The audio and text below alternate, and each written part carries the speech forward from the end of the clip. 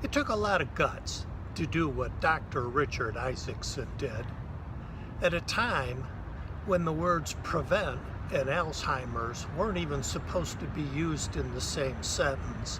He had the audacity to found something called the Alzheimer's Prevention Clinic at Weill-Cornell in New York. So does that mean Alzheimer's can be prevented? That's what I want to talk about today.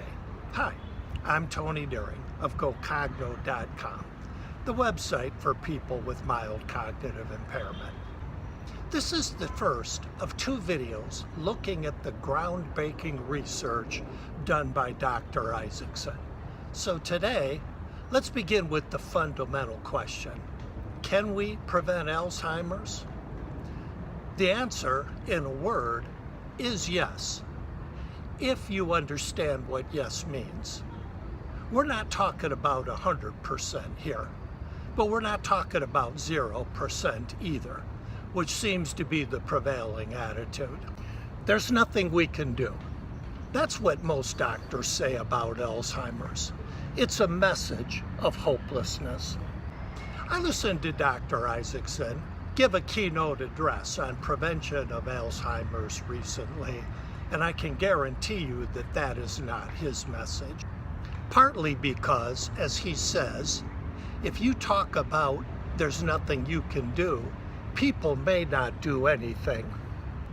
And partly because we already know we can prevent Alzheimer's. We've been doing it for more than a decade now. One of the big myths about Alzheimer's is that the rate of Alzheimer's is going up. The rate of Alzheimer's is actually going down. The number of Alzheimer's cases is going up because of our aging population. But the percentage of people over the age of 65 who have dementia declined about 25% between 2000 and 2012.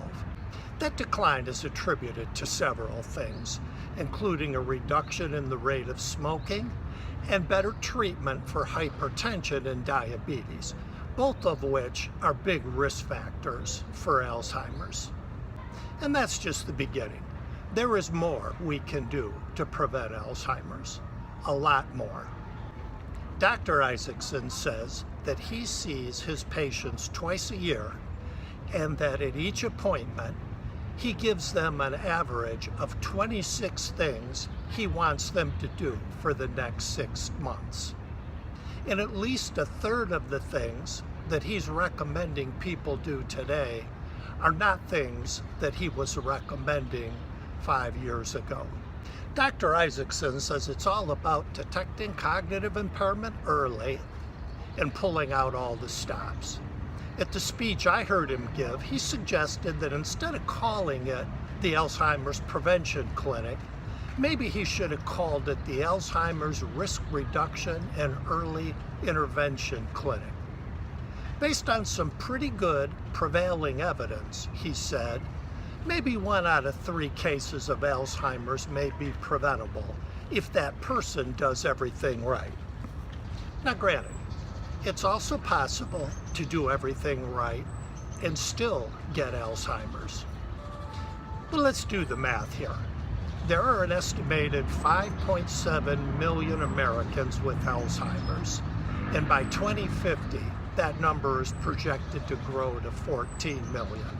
Just with the things that we know right now, if we could prevent 1/3 of those cases, that would represent 4.6 million people who didn't get Alzheimer's that might have gotten it otherwise.